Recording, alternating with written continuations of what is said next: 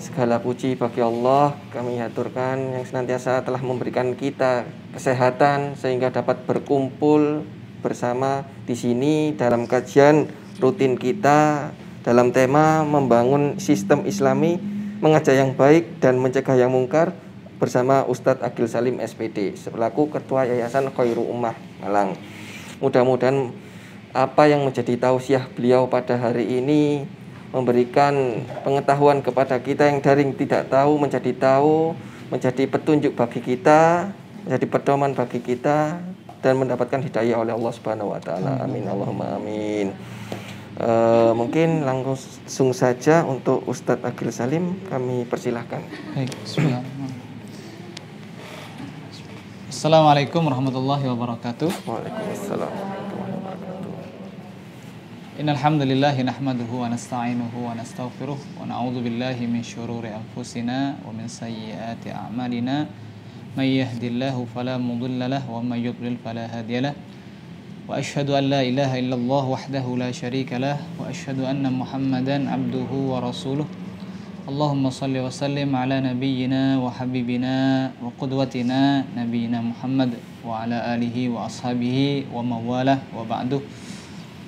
Ikhwanul kiram, saudara-saudaraku sekalian dan semua yang hadir pada pagi hari ini, marilah kita bersyukur pada Allah, Tuhan kita, pencipta kita, dan yang memberikan semua kebaikan kepada kita di dalam kehidupan dunia ini.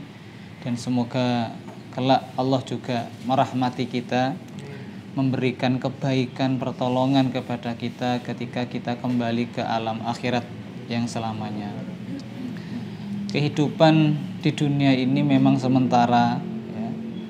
Tetapi dalam kesementaraan itu kita mengejar keabadian, yaitu kebahagiaan yang tiada tara, yang selama-lamanya, yaitu kebahagiaan akhirat dengan kita berharap masuk surganya Allah SWT. Ternyata kalau kita perhatikan diri kita dan lingkungan kita, kita memang tidak lepas dari yang namanya sistem. Sistem itu apa? Kita bicara sistem, kalau menurut Kamus Besar Bahasa Indonesia, KBBI ya, sistem itu adalah perangkat unsur yang secara teratur saling berkaitan, teratur, berkaitan, sehingga membentuk pola, membentuk suatu totalitas. Ya, sistem. Dan biasanya ada tujuannya, ada visinya, gitu ya. Kita bekerja dalam sistem, tidak mungkin sporadis ya. Ada manajer, ada bawahan, ya, kemudian ada aturan-aturan yang harus kita ikuti. Kalau kita perhatikan sistem, di situ ada sistem, contohnya ya, sistem di tubuh kita saja ada sistem pencernaan yang melakukan fungsi utamanya adalah untuk mencerna. Di situ ada usus, ada lambung, ada kerongkongan ya, ada mulut, mulai dari mulut sampai proses awal sampai akhir gitu. Ada sistem pernafasan juga dan lain sebagainya yang semuanya bekerja sama ya, membentuk atau menuju satu tujuan yang sama, yaitu melakukan tugas utama. Kalau sistem pencernaan ya mencerna, kalau pernafasan ya untuk bernafas dan lain sebagainya. Dan banyak sekali ya, contoh-contoh yang bisa kita perhatikan dan kita renungkan dari ciptaan Allah itu. Jadi dalam sistem ini ada tujuan ya. Kalau kita tanya, kita renungkan, atau kita cari tahu apa sih tujuan kita di dunia ini, Allah sampaikan dalam surah Az-Zariyat ayat ke-56 bahwa tujuan kita ini adalah untuk beribadah. Jangan sampai lupa itu, bahwa kita ini beribadah atau mengabdi hanya kepada Allah yang menciptakan kita. Jangan sampai dalam kehidupan dunia ini ternyata kita lepas dari tujuan itu atau visi itu. Mengabdi hanya kepada Allah. Semuanya di muka bumi ini oleh Allah hamparkan untuk dan dalam rangka mewujudkan visi itu, yaitu visi pengabdian. Makanya seorang hamba yang mengabdikan diri untuk Allah itu dia akan berjalan di muka bumi ini dengan sistem yang telah Allah tetapkan ya. Ada halal, ada haram ya. Ada yang boleh, ada yang enggak boleh ya. Dan lain sebagainya itu. Dan kalau kita bicara lebih dalam lagi tentang agama kita, Islam itu adalah sistem. Islam ini adalah sistem ya. Sistem, satu kesatuan ya. Dan satu kesatuan yang sempurna. Dalam bahasa Arab, sistem itu diartikan atau diterjemahkan dengan kata nizam ya, nizam. Ada istilah itu al-haqqu bila nizamin yaghlibuhul batil binizam. Orang Arab bilang begitu ya. Kebaikan yang tidak tersistem, yang tidak teratur, yang tidak terorganisir, itu akan lenyap dikalahkan oleh kebatilan yang terorganisir. Betul apa salah ini? Betul ya? Ya. Kebaikan itu harus dipola, harus disistem, diatur, dipromosikan dengan baik. Jangan kalah dengan sesuatu yang batil, yang salah. Nah, ketika kebatilan itu dipola sedemikian rupa, disistem sedemikian rupa, maka kebatilan itu menjelma seakan-akan itu kebaikan. Gitu. Ini yang bahaya. Ya. Wis biasa Ustaz, wis ngono iku lek arek enom wis ngono iku. Sing istilah kayak gini nih ya karena apa? Sudah merubah paradigma gitu. Berhasil berarti ini. Sedangkan yang baik itu malah menjadi asing gitu. Yang baik itu malah tidak terpromosikan ya karena nggak ada yang mempromosikan. Ya. Tidak ada yang mensupport gitu. Dan kalau kita bicara tentang Islam ya, Islam itu nizamul hayah, ya, sistem kehidupan. Bukan sekedar identitas, ya, bukan sekedar formalitas kata orang. Enggak, tetapi dia adalah sistem kehidupan. Hidup dan alam semesta ini butuh, kalau bahasa saya itu diatur oleh sistem tadi, sistemnya Allah Subhanahu wa taala. Terkhusus untuk kita manusia, Allah telah menyandingkan, memberikan kepada kita sistem Islam untuk kehidupan. Ya, al-Islamu nizamul hayah. Islam itu adalah sistem hidup.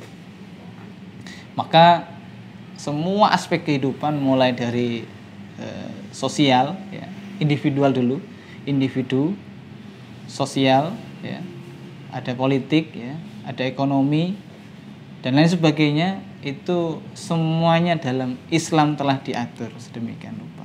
Dan rujukannya ada pada Al-Quran dan Sunnah Rasulullah Sallallahu Alaihi Wasallam. Ya. Jadi di situ. Makanya kalau kita buka Al-Quran dari surah Al-Fatihah sampai An-Nas itu topik-topik itu akan banyak disampaikan oleh Allah Subhanahu Wa Taala. Ya. Mulai dari pertama tentang konsep siapa manusia, siapa Tuhan. Kita sudah membacanya di ayat pertama surah Al-Fatihah. Bismillah itu ya. Bismillahirrahmanirrahim. Jadi itu sudah sistem pertama Allah sampaikan kepada kita bahwa Tuhan yang memiliki alam semesta, memiliki sifat Ar-Rahman Ar-Rahim itu adalah Allah. Kemudian nanti di ayat kedua Alhamdulillahi Rabbil Alamin. Kata Rob itu adalah memang dia maknanya adalah mudabbir, pengatur, manajer, ya. Itu kita akan menemukan kata-kata sistem itu terinclude di situ. Segala puji bagi Allah Rabbul Alamin, Tuhan pencipta, pengatur, pemberi rezeki, penghidup dan yang mematikan, itu adalah Allahu Rabbul Alamin. Begitu. Ini jadi kalau kita bicara sistem, masya Allah ya, Islam sendiri adalah sistem. Ya. Makanya bagaimana kita sebagai seorang Muslim, sebagai seorang mukmin itu menjiwai ya, bahwa kita itu sebetulnya diatur. Kita itu diatur ya. Dan tanpa sadar kita ini juga diatur. Contoh nih, kalau kita tadi pagi kita tidur atau tadi malam kita tidur, tiba-tiba aturan Allah yang telah Allah tetapkan kepada semua makhluknya ini, khusus untuk saya, itu dicabut sama Allah. Jantung saya tiba-tiba ketika saya tidur tuh jantung saya tuh berhenti berdetak. Itu pasti istri saya tuh histeris itu. Ya bangun gitu. Salat subuh atau salat malam gitu ya. Tiba-tiba dan jantung saya itu sudah berhenti berdetak. Nadi saya sudah tidak berdenyut lagi itu. Itu masya Allah. Seisi rumah saya itu pasti histeris itu ya. Langsung telepon ambulan itu ya. Ya, karena itu sudah tidak sesuai dengan sistem ya. Ya, ada yang berbeda gitu. Makanya di situ mengantarkan kepada perenungan kita. Berarti kalau kita ini keluar dari sistemnya Allah, apa yang akan terjadi dong? Ya kehancuran, kerusakan. Gitu. Sadar atau tidak sadar kita akan menuju kehancuran dan kerusakan. Gitu. Ya, baik teman-teman Allah. Tentang ajaran Islam dan ayat-ayat yang Allah sampaikan kepada kita berkaitan dengan keteraturan ya. Jadi Al-Quran itu memang luar biasa, ya, luar biasa. Kita harus bangga memiliki Al-Quran, ya, yang di dalamnya itu menjadi inspirasi, menjadi sumber petunjuk, ya, hudal linnas. Allah mengatakan Syahrul Ramadan alladzi unzila fil Qur'an hudal linnas. Quran itu menjadi petunjuk bagi manusia. Ya. Kalau di awal Al-Baqarah hudal lil muttaqin. Ya. Artinya siapapun manusia kalau dia mau secara jujur mempelajari Al-Qur'an, menilai Al-Qur'an secara objektif, ya. Tidak subjektif ya, objektif betul-betul jujur, maka dia akan sampai pada kebenaran itu. Dan kebenaran itu milik semua manusia. Ini yang harus kita pahami ya. Kebenaran itu milik semua manusia. Oke, kita akan merujuk pada ayat Al-Qur'an ya, di mana Allah menyampaikan bahwa Allah lah yang mengatur dan Allah lah yang menciptakan sistem keteraturan itu ya. A'udzubillahi minasyaitonirrajim, dalam surah Al-Furqan contohnya ayat kedua ya. Lahu mulkus samawati wal ard. Dialah Allah yang memiliki kerajaan langit dan bumi ya. Allah tidak memiliki anak. Allah katakan ya, Allah tidak punya anak, tidak ada sekutu baginya dalam kekuasaannya, ini gak ada yang menyamai Allah. Dan dialah yang menciptakan segala sesuatu lalu menetapkan ukuran-ukurannya dengan tepat. Al-Furqan ayat 2 ya. Menetapkan ukuran-ukurannya dengan tepat, teliti. Oke, Masya Allah ya, ini menarik sekali ya, teliti. Makanya kalau kita kerja itu harus teliti juga ya. Harus teliti ya. Jadi jangan sampai naruh eyeliner taruh di pipi, jangan ya. Ini ngantuk namanya. Ya. Dan lain sebagainya ya. Kemudian Allah juga mengatakan dalam surah Al-Qamar ya, sungguh kami menciptakan segala sesuatu menurut ukuran. Ada ukurannya, ada semuanya ya, diukur sama Allah. Dan tidak ada sesuatu pun melainkan pada sisi kamilah khazanahnya atau pengetahuannya atau ilmunya. Kami tidak menurunkannya melainkan dengan ukuran yang tertentu. Nah, ini menunjukkan bahwa semuanya sudah diatur Allah. Wasyakhkharas samsa wal qamar ya. Kami taklukkan, tundukkan matahari dan bulan ya. Kalau dalam surah Yasin ya, wasyamsu tajri li mustaqarril laha dzalika taqdirul azizil alim. Matahari bulan saja itu mengikuti keteraturan sistem yang telah Allah tetapkan baginya ya. Makanya kita menyebutnya ada sistem tata surya dan sebagainya. Ustadz, kapan terjadi kiamat? Ya ketika sistem itu ditakdirkan oleh Allah sudah sampai pada ajalnya ya, terjadilah kiamat. Kiamat kecil itu adalah ketika sistem keteraturan dalam tubuh kita oleh Allah dihentikan. Namanya ajal. Wafat ya, kita mati, itu disebut dengan kiamat sughra. Matinya kita itu kiamat sughra sudah, dan kehancuran yang ada di sekitar kita itu ya. Kemudian ikhwani wa akhwati rahimani wa rahimakumullah, berkaitan dengan sistem itu maka kita akan melihat pada diri kita ya, tentang potensi kita. Karena kita punya tujuan tadi, jangan sampai kita salah tujuan, jangan sampai kita menyimpang dari tujuan. Apa tadi tujuan kita? Beribadah hanya kepada Allah, taat kepada Allah, ya, taat Allah kepada Allah Subhanahu Wa Taala. Jadi ada perintah kita laksanakan, ada larangan kita tinggalkan. Dan itu toh semuanya itu diberikan untuk kita, gitu. Akan kembali kepada kita, untuk kebahagiaan kita, ketenangan kita, ketentraman lahir batin kita ya. Makanya Dua potensi manusia ini harus kita pahami betul-betul ya. Dua potensi Allah memberikan kepada kita, dua potensi itu. Dalam surah Asy-Syams ayat ke-7 sampai ayat ke-10 ya. Allah bersumpah dengan 11 sumpah yang pertama. Wasyamsi wadhuhaha wal qamari idza talaha wan nahari idza jallaha wal laili idza yaghshaha was samai wa ma banaha wal ardi wa ma tahaha wa nafsi wa ma sawwaha fa alhamaha fujuraha wa taqwaha. Jadi sebelum bicara tentang inti dari kehidupan, pemain pelaku utama, figur utama dalam episode film kehidupan manusia, Allah bersumpah dulu. Kalau Allah bersumpah ini menunjukkan sesuatu ini penting dan harus diperhatikan. Ya.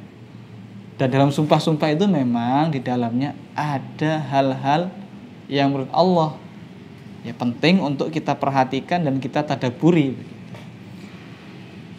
Allah sampai pada bagian yang penting itu apa? Allah mengatakan wa nafsi wa ma sawwaha, dan jiwa serta penyempurnaannya. Kita maksudnya manusia ya. Fa alhamaha fujuraha wa taqwaha. Lalu Allah Subhanahu wa taala mengilhamkan kepada jiwa kita ini, manusia ini, dua perkara, dua potensi, namanya taqwaha, fujuraha wa taqwaha. Fujuraha maknanya itu adalah jalan keburukan, wa taqwaha dan jalan ketakwaan. Jadi kita diberi pilihan oleh Allah, mau jadi orang baik atau jadi orang buruk. Pilih jalan kebaikan atau jalan keburukan atau kejahatan. Lalu Allah Subhanahu wa taala ya menjelaskan qad aflaha man zakkaha. Sungguh beruntung orang-orang yang membersihkan jiwanya. Dibersihkan jiwanya dari segala keburukan jiwa ya. Dibersihkan jiwanya dari hal-hal yang mengotorinya, merusaknya. Karena memang begini, ikhwan aul akhwat rahimani wa rahimakumullah. Manusia itu ada dua unsur. Kalau tadi saya mengatakan dua potensi jiwa. Ada unsur jasadi ya atau fisik, dan ada unsur rohani, jiwa. Saya tidak tahu jiwa jenengan, tapi saya bisa merasakan jenengan bahagia gitu ya. Jenengan bahagia itu nampak dari fisik. Ada orang sedih itu ya kelihatan dari raut wajah ya kan, kelihatan dari bahasa tubuhnya. Ya, makanya jadi manajer itu bisa paham ini. Harus paham gitu. Kok kayaknya lagi lemes gitu ya. Iya, Pak. Tanggal tua, belum makan. Misalkan ya. Belum makan gitu. Tetapi meskipun belum makan, ketika jiwanya riang, senang, bahagia, kadang lapar itu enggak kerasa. Ya. Senang sekali. Luar biasa. Ini menunjukkan bahwa dua unsur penyusun manusia ya, ada fisik, ada jiwa, dua-duanya harus dipenuhi memang. Tetapi yang paling berpotensi, paling menentukan bahagia tidaknya bukan fisik, tetapi adalah jiwanya. Kalau fisik lapar, capek, ngantuk, tidur, makan, ya itu. Tapi kalau jiwanya yang lapar, mau diapain ini? Jiwanya yang kerontang, yang kering ini apa? Ya disiram dengan apa? Dengan nutrisi rohani. Itu adalah ibadah kepada Allah. Kembali lagi kepada tujuan manusia. Itu obatnya begitu. Jadi kalau jiwa kita ini, aduh kenapa saya galau, kenapa saya kok stres, tidak tenang, itu jiwa. Ya. Tidak tenang, kemudian yang kita lakukan malah adalah aktivitas fisik. Mungkin sebentar itu bisa mengalihkan, tapi setelah itu jenengan bingung lagi. Ya. Maka jawabannya adalah tadi ibadah. Jadi aktivitas-aktivitas ruhiyah itulah yang harus Anda perbanyak. Baca Al-Quran, ya kan? Ya. Tombo hati kan gitu ya. Itu obatnya hati itu jiwa kita yang sedang memanggil itu, yang meronta-ronta itu.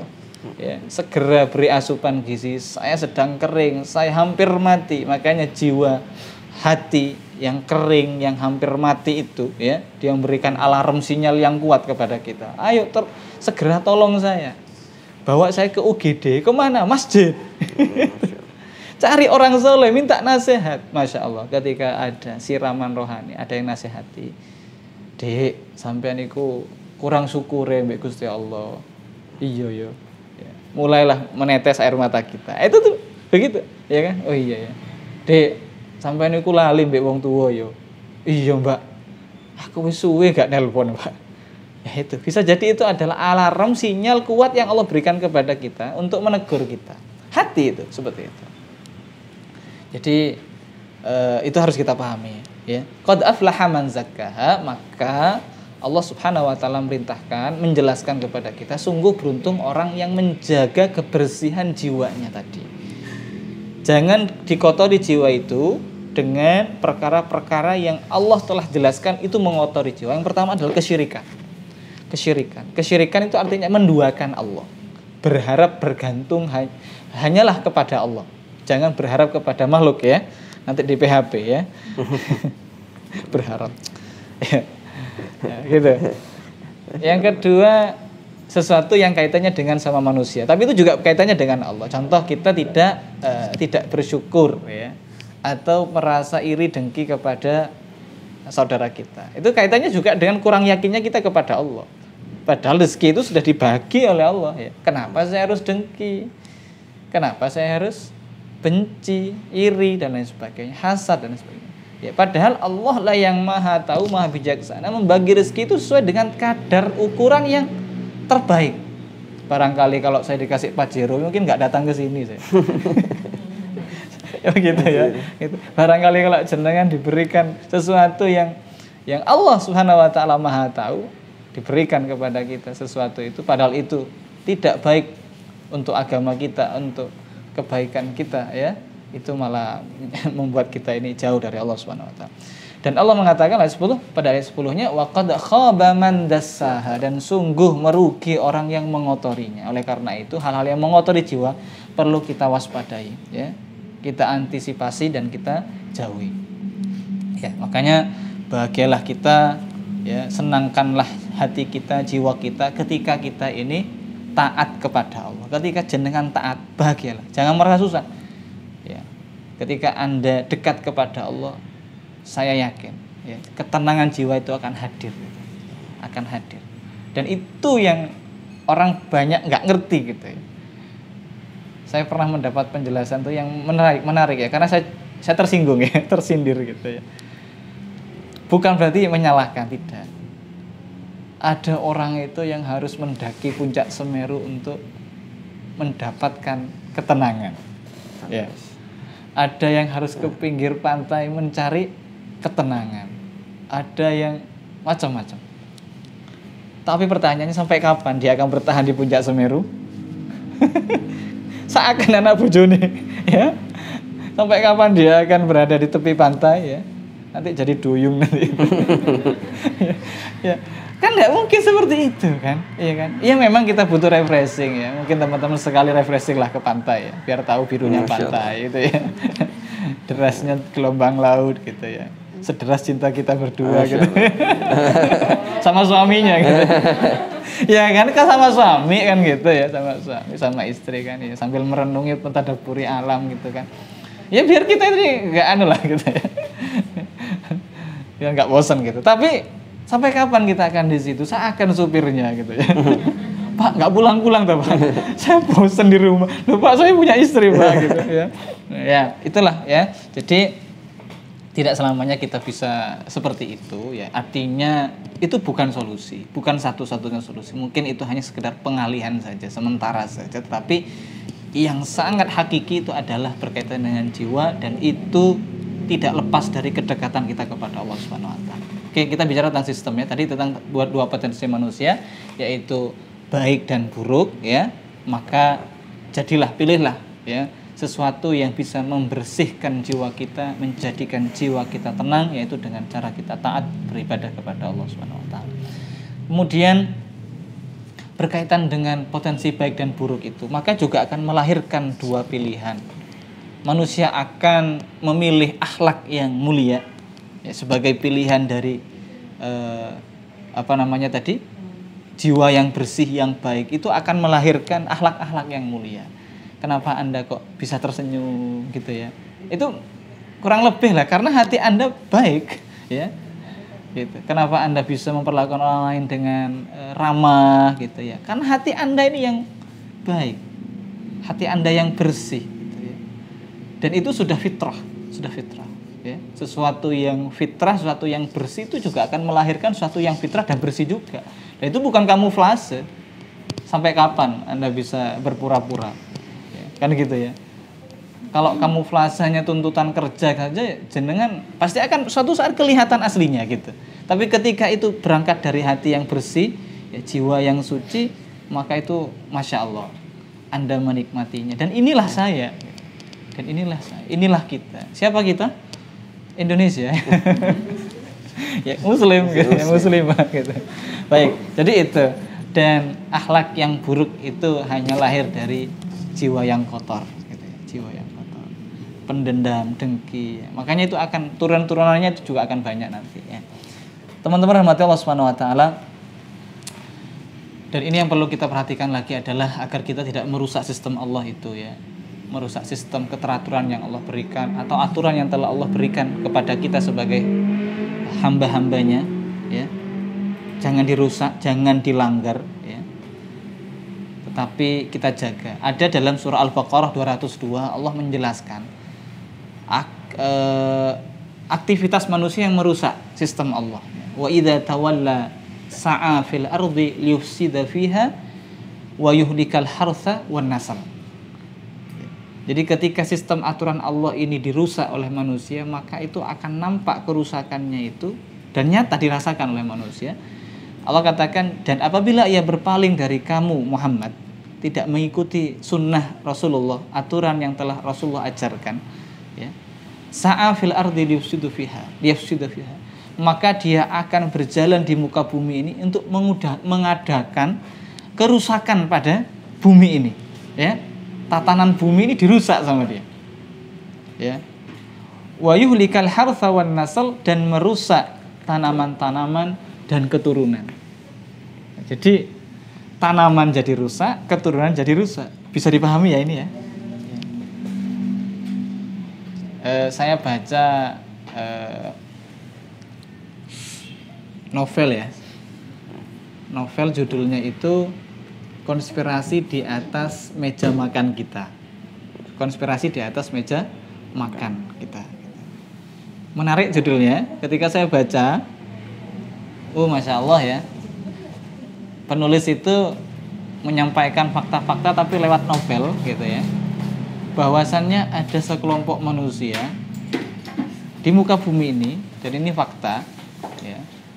Memang cara penulis menyampaikan sesuatu ide gagasan itu macam-macam ya, ada yang lewat novel ya. Dan beliau menyampaikan fakta-fakta yang beliau temukan berkaitan dengan upaya sekelompok manusia yang ingin merusak tatanan bumi ini, dunia ini, dan mengeliminir, mengeksekusi, menghabiskan atau mematikan bangsa-bangsa yang menurut mereka itu tidak layak hidup. Naudzubillah.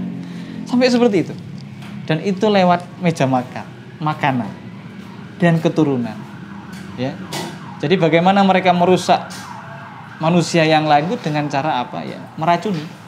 Diracuni lewat makanan, dan itu berdampak kepada keturunan. Ya. Masya Allah, ada manusia yang seperti itu ya. Ada manusia yang seperti itu. Iya, ada. Dan itu menjadi doktrin. Dan itulah bangsa Yahudi. Bangsa Yahudi. Jadi bagi bangsa Yahudi, bangsa selain, jadi kalau kita bisa bicara rasis itu, Yahudi ini paling rasis ya. Rasis. Jadi menganggap bahwa bangsa di luar Yahudi itu adalah bangsa yang tadi ya, rendah, ya, hina gitu. Dan kalau toh mereka hidup itu harus melayani mereka gitu. Dan itu ditanamkan betul-betul, dan mereka buktikan dan mereka lakukan.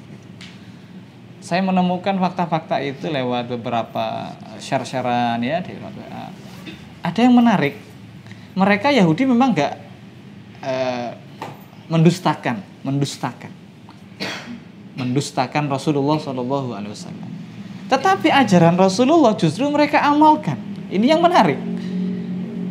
Saya menemukan foto, dan foto itu udah lama, dan di situ kasih capture gitu ya.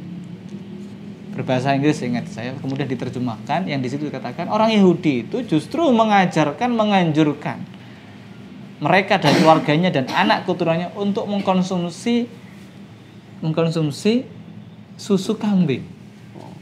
Susu kambing, ya. Susu kambing. Apakah susu sapi nggak baik, Ustaz? Baik ya, bukan nggak baik. Tetapi di dalam susu kambing sendiri itu ada kandungan enzim yang luar biasa. Ya, dulu saya cerita boleh, ini kan banyak emak-emak di sini. Ya. Waktu istri saya itu hamil, kemudian harus menambahkan asupan susu ibu ya, istilahnya empasi itu justru saya mendapatkan informasi dari dokter spesialis kandungannya itu untuk menambahkan susu kambing.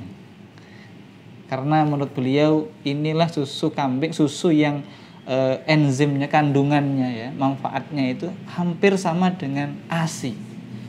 Masya Allah. Saya ini baru tahu di situ. Oh iya. Sejak itu saya berlangganan ya. Susu kambing tertentu, tidak perlu saya sebutkan mereknya gitu. Barangkali nanti di sini bisa disediakan. Tapi ada juga yang kemudian dimanfaatkan untuk masker ya, dan sebagainya. Ya, inilah Masya Allah ya. Ini juga kita kembali kepada kekuasaan Allah ya. Allah Subhanahu wa taala melalui rasulnya, tidak mungkin ada sesuatu yang salah, yang miss itu tidak mungkin gitu ya. Hanya saja kita kadang belum sampai ke situ karena mungkin taraf pengetahuan kita, ilmu kita juga tidak sampai, tapi para ahli meneliti itu kemudian menyampaikan hasil itu riset mereka ya berkaitan dengan sunnah-sunnah Rasulullah SAW. Itu yang membuat saya tuh terheran, kenapa ya kita malah nggak dipopulerkan gitu ya, susu kambing untuk kita konsumsi dan sebagainya, dan banyak hal lain ya.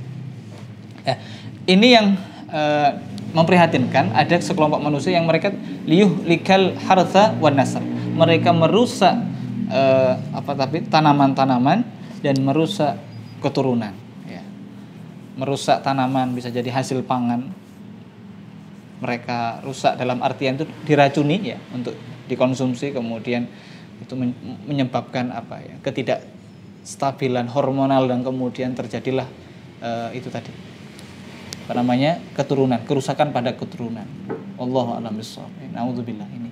Kemudian teman-teman rahmati Allah, inilah bedanya seorang mukmin dengan selain mukmin.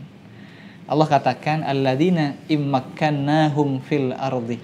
Makanya seorang mukmin itu harus punya visi besar, ya, harus punya tujuan yang besar. Ini kalau bisa Hayu ini punya sekian banyak cabang, ya, dan punya visi, punya tujuan, diantaranya adalah mengedukasi tentang makanan yang baik, tentang kosmetik yang halal, tentang merawat tubuh, tidak hanya tubuhnya, tapi karena jiwanya gitu ya, jiwanya juga diterapi gitu ya. Tapi jangan yang lain pemahamannya ya. Nanti berarti ada klinik rumah sakit jiwa, Ustaz. Enggak. Maksud saya orang itu ketika diterapi fisiknya itu, fisik itu hanyalah cerminan dari jiwa.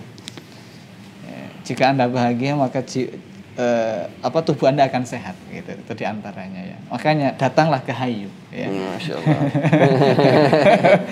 Gitu, datanglah ke Hayu karena Anda tidak hanya sekedar mendapatkan skincare ya, pedicure, manicure ya, tapi juga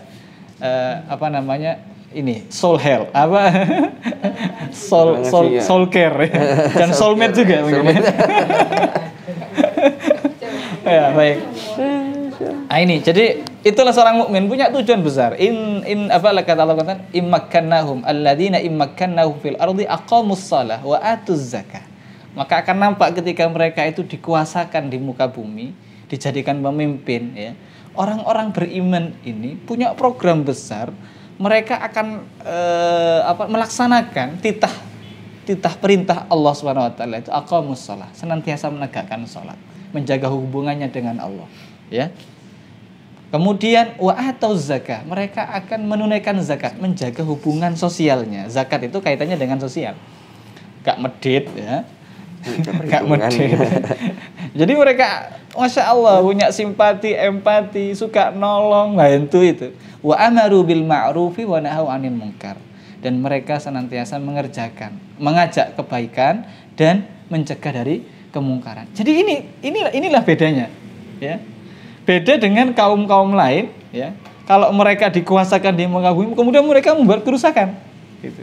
Allah katakan alladzina immakkannahum fil ardi aqamus shalah wa atuz zakah. Ya, kemudian wa amaru bil ma'ruf wa nahaw 'anil munkar. Walillahi 'aqibatul umur. Nyambung dengan sistem tadi.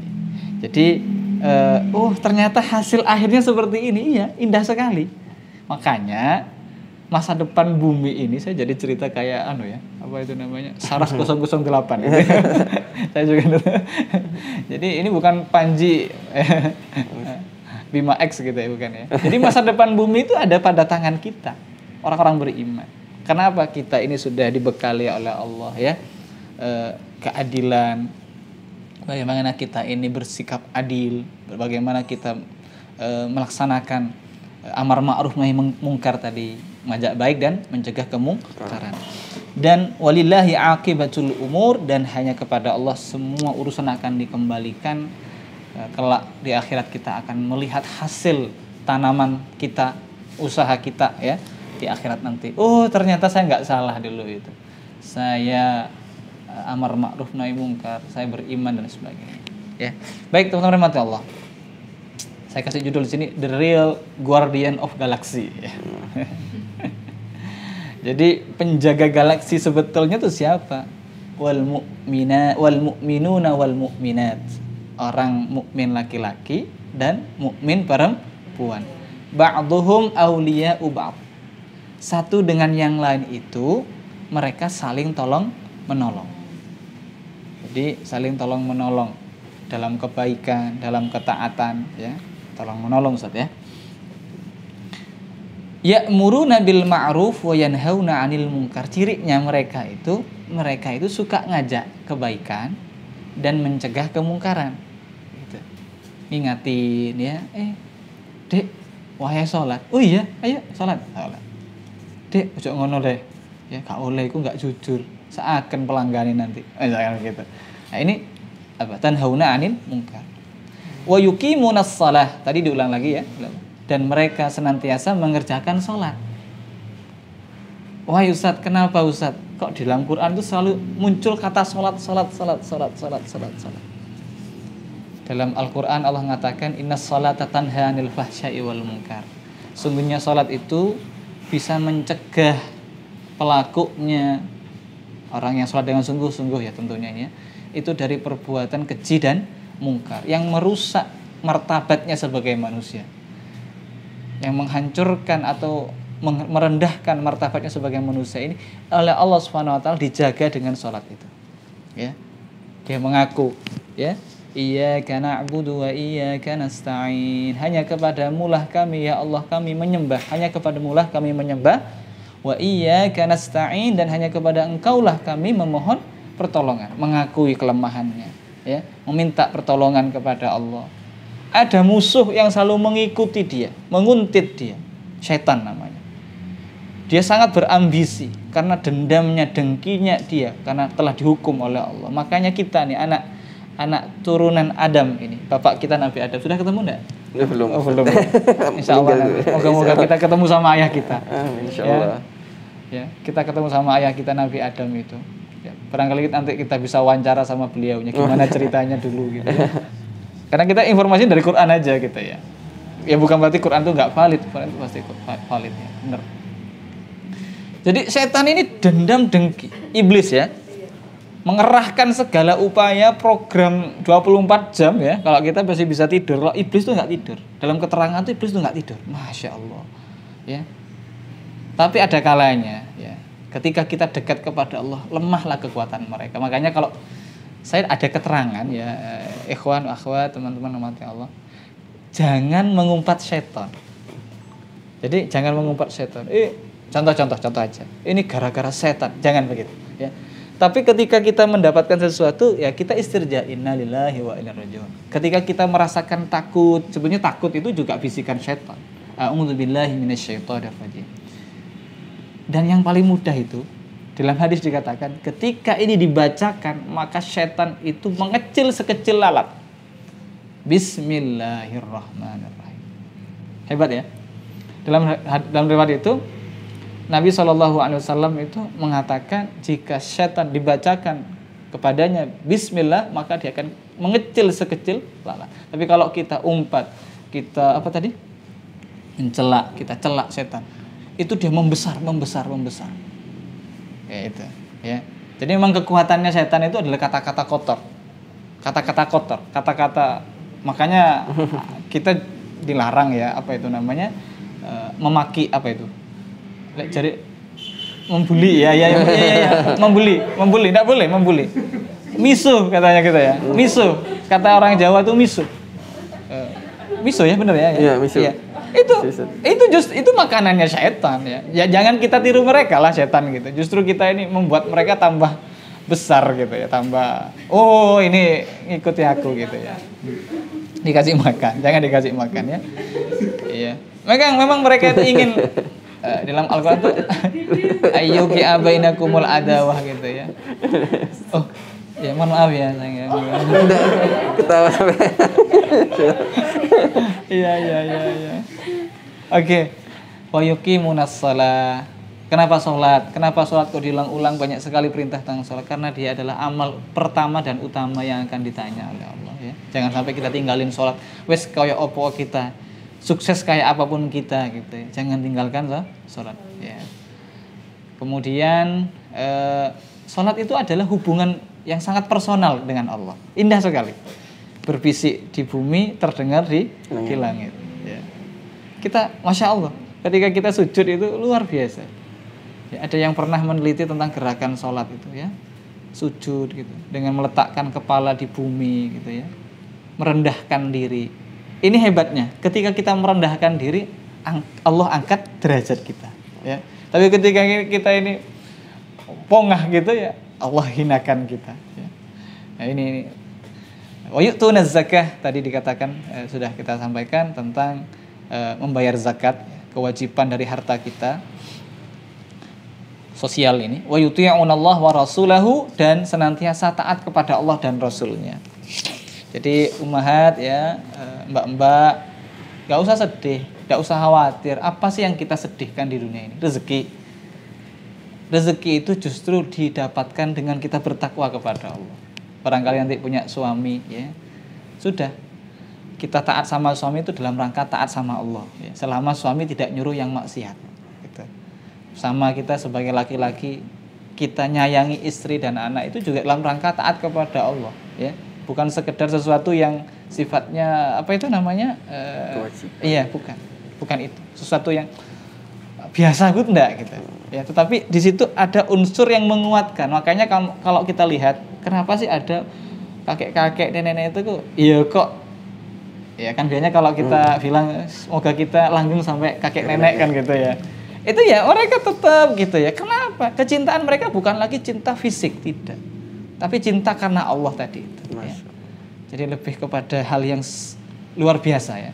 Sesuatu yang luar biasa karena Allah, cinta karena Allah Subhanahu wa taala. Ulaika sayarhamuhumullah, mereka inilah yang akan dirahmati oleh Allah ya. Jadi yang apa tadi?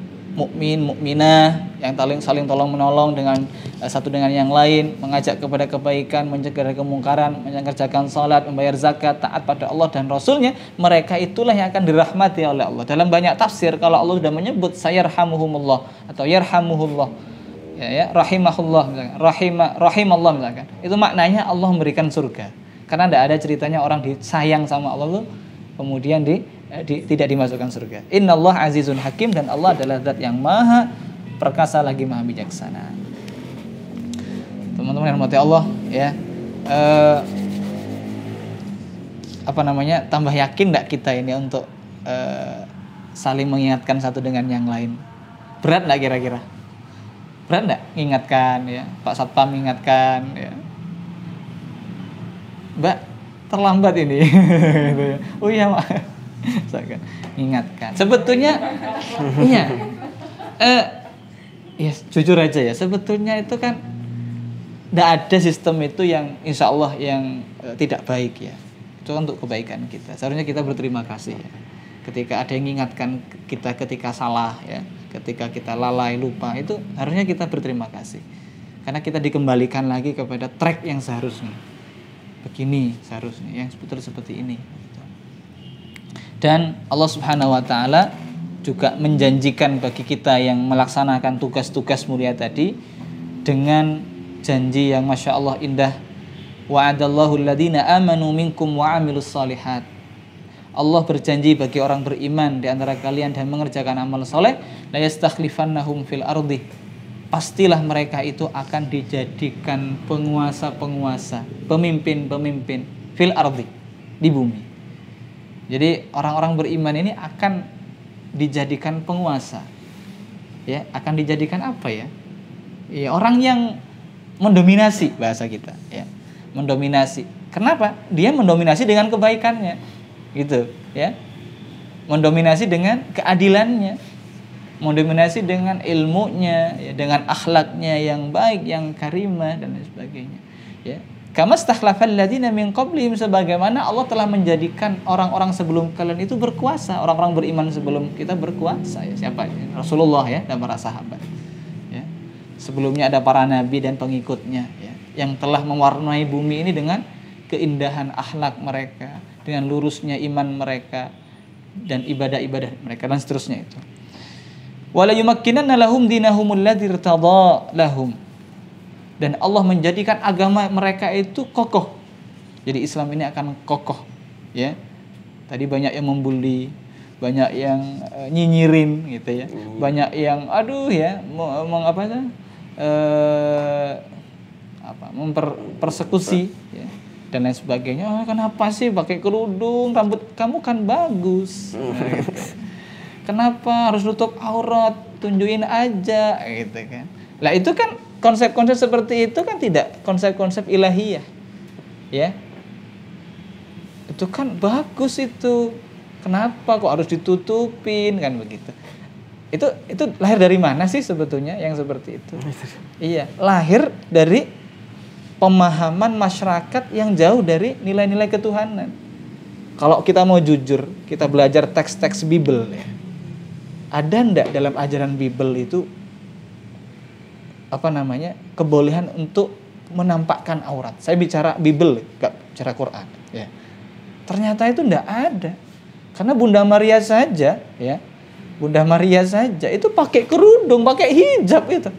Kenapa penganutnya kok enggak ikut gitu ya? Artinya kan Bunda Maria Islami dong. Ya karena memang agamanya Islam. Ya, Maryam itu adalah anaknya siapa? Zakaria. Ya kan? Surah Ali Imran kan? Ali Imran itu keluarga Imran. Imran itu nyembah siapa? Nyembah Allah gitu. Isa itu nyembah Allah gitu. Ya. Jadi iya ya, berarti ajaran-ajaran sebelum kita itu semuanya ini Islam dong. Betul. Inna dina indallahi Islam. Sungguhnya agama yang ada di sisi Allah, yang benar di sisi Allah hanya Islam. Gitu. Jadi ada penyelewengan dong Ustaz. Iya benar. Itu ada penyelewengan itu. Kenapa kok jadi Yesus yang disembah? Yesus itu Tuhan, bukan Tuhan, dia messenger, dia rasul gitu. Kalau kita ngaji seperti itu, Masya Allah, aduh bersyukur sekali kita sebagai mukmin itu ya. Kita ini dibimbing oleh Allah dengan Rasulullah Muhammad SAW, menjadilah kita seorang mukmin yang sempurna, insya Allah ya, yang sempurna, paripurna. Dan Allah kokohkan agama kita yang Allah ridhoi untuk kita. Wala yubaddilannahum min ba'di khaufihim amna. Allah ganti, Allah berikan lagi nikmat yang berikutnya. Allah ganti rasa takut itu dengan rasa aman, tentram. Ya. Itu tadi ya. Ini kalau kita ini konsisten istiqomah ya, melaksanakan sistem yang Allah telah berikan tadi. Ustadz kayaknya ceritanya terlalu jauh deh, nanti berkuasa. Ini sekarang saya jadi apa ini? Gak usah jauh-jauh lah. Kalau kita taat sama Allah, kita kira-kira kita tenang apa enggak? Tenang, ya pasti tenang. Jiwa kita tentram, ya. Pikiran kita baik. Karena kita ini diciptakan oleh Allah dan sistem itu Allah yang nurunin untuk kebaikan kita. Kayak buku panduannya motor itu loh, Honda, Ahas, ya kan? Ada buku panduannya kan? Itu. Iya, kalau kita ngikuti buku panduannya itu, ya, manual booknya itu, insya Allah ganti olinya setiap 2 bulan ya, atau sekian ribu kilometer dan lain sebagainya. Insya Allah enak motor kita, nggak cepat rusak. Tapi kalau seumur hidup nggak pernah ganti oli gitu ya, nggak pernah di maintenance, nggak pernah diperbaiki, aduh gitu ya, udah rusak gitu ya. Itu makanya sama seperti kita. Itu secara logika begitu. Ya'budunani la yusyrikuna bi syai'a. Dan Allah mengatakan ciri karakter orang-orang itu mereka senantiasa beribadah kepada Allah, tidak pernah berbuat syirik. Ya, tidak pernah nyembah selain Allah, tidak pernah berharap kepada selain Allah, tidak pernah berdoa kepada selain Allah dan lain sebagainya.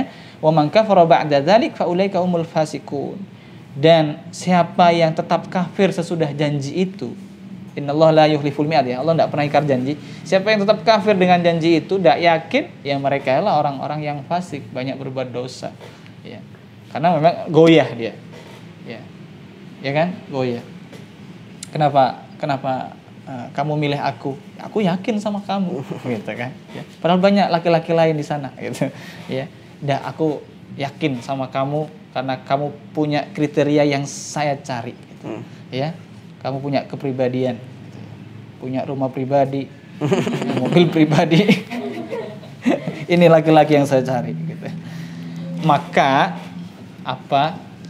untuk membuat tatanan hidup yang seperti tadi, ya memang kita hidup di dunia ini diuji ya, diuji oleh Allah, jelas diuji. Cantik ya ujian ya, sangat cantik ya juga ujian. Gitu. Jadi nggak ada ceritanya yang nggak cantik lah. Ya. Karena itu paradigma manusia, ngapunten, paradigma manusia. Cantik, gak cantik gitu apa? Iya kan? Kalau coba kita ke Papua, ya. Cantik versi orang Papua gimana? Ya segitu, gitu kan? Kita ke China misalkan atau ke Jepang, cantik versi mereka gimana? Macam-macam. Saya pernah baca versi cantik versi orang barat. Tapi dulu abad keberapa itu? Ekstrim banget. Tahu gimana? Waduh. Cantik versi orang barat abad keberapa itu ya, saya lupa. Itu mohon maaf, mungkin jenengan tahu ada ikat pinggang yang melangsingkan itu sampai kecil banget. Aduh, ngeri ya. Jadi apa ini namanya nih? Apa dia? Ya, pinggul. Waduh, itu ya kalau bagian bawahnya sih masih ya gitu. Tapi sininya nih loh. Sampai dikecilin sedemikian rupa. Itu versi orang barat abad kesekian. Kalau versi orang Dayak lain lagi gitu.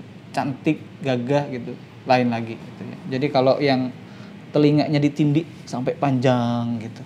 Itu stratanya itu tinggi. Itu levelnya level tinggi nih. Gitu. Nah, tetapi Allah Subhanahu wa taala kemudian menegur ya. Inna akramakum indallahi atqakum. Ya. Sungguhnya yang paling mulia di antara kalian itu bukan yang seperti itu. Itu penilaian-penilaian alam manusia semuanya yang mohon maaf ya, otaknya cepat gitu ya. Cepet. Yang terbatas semua itu gitu ya. Menilai baik buruk tuh versi on the spot. Iya, versi nafsu lah bahasanya itu ya. Dan itu salah gitu kata Allah. Sungguhnya yang mulia di sisi Allah adalah orang yang paling bertakwa. Jadi meskipun maaf ya, Bilal bin Rabah kan dari Habasyah, dari Ethiopia. Enggak ganteng, masih ganteng Abu Jahal. Ya kan? Masih ganteng Abu Lahab. Abu Lahab itu disebut Abu Lahab karena dia seperti Lahab. Lahab itu nyala api. Wah, cerah ya, mungkin kayak itu bintang drama Korea lah ya. Iya, ganteng. Jadi kalau kita bicara ganteng, Bilal kalah ganteng ya.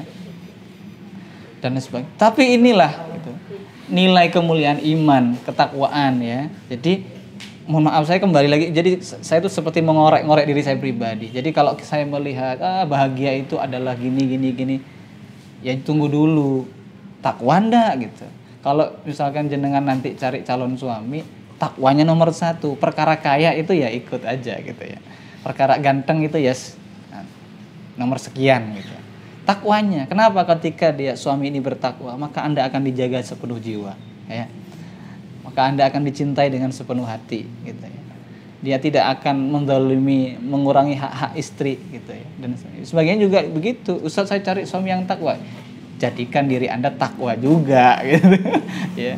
Dan seterusnya. Baik, teman-teman Allah, Maka mau tidak mau golongan yang mau beramar ma'ruf nahi mungkar ya tadi harus ada. Wal takum minkum ummatu yad'una ilal khairi wa ya'muruna bil ma'ruf wa yanhauna 'anil munkar wa ulaika humul muflihun. Di bagian akhirnya Allah mengatakan merekalah orang-orang yang beruntung. Hendaklah ada di antara kalian segolongan yang ngajak kepada kebaikan-kebaikan dan mencegah dari kemungkaran ya. Dan mereka itu adalah orang-orang yang beruntung. Jadi keberuntungan kita ini adalah ketika kita suka ngajak hal-hal yang baik ya. Ngajak kepada kebaikan-kebaikan. Kebaikan itu apa sih Ustaz? Al-ma'ruf. Al-ma'ruf itu semua kebaikan yang menurut proporsi manusia atau menurut akal baik. Dan yang kedua, secara dalil atau petunjuk Allah baik ya. Itu al-ma'ruf. Al-munkar itu apa? Kemungkaran secara menurut fitrah atau menurut manusia itu jelek ya. Karena gini, fitrah manusia itu nggak mungkin dusta, nggak mungkin bohong, ya fitrah, ya itu fitrah manusia. Makanya Nabi pernah mengatakan istafti qalbak. Ketika kita menghadapi sesuatu gitu, ini salah apa enggak ya, benar apa salah, itu hati langsung bilang, hati kecil kita gitu bilang, salah ini salah. Cuma kadang nafsu datang itu, gak apa-apa, ya kesempatan. Itu nafsu tuh, setan tuh juga nunggangi gitu. Tapi kalau hati kita itu mengatakan salah ini, tidak benar kayak gini nih, gitu tuh ya. Tuh. Jadi menurut nurani, menurut akal manusia itu salah, itu adalah sesuatu yang mungkar dan ditambah dengan dalil-dalil udah tambah kuat gitu ya. Makanya sesuatu yang sudah jelas ya kita pahami itu sebagai kemungkaran ya kita nggak perlu berbeda pendapat lagi. Ya jelas ini mungkar ya. Wa ulaika humul muflihun, dan mereka lah orang-orang yang beruntung. Dan dikatakan bahwa mereka juga dalam Al-Qur'an surah Al-Imran 110, mereka umat terbaik, kuntum khairu ummatin ukhrijat linnas ta'muruna bil ma'ruf wa tanhauna 'anil munkari wa tu'minuna billah ya.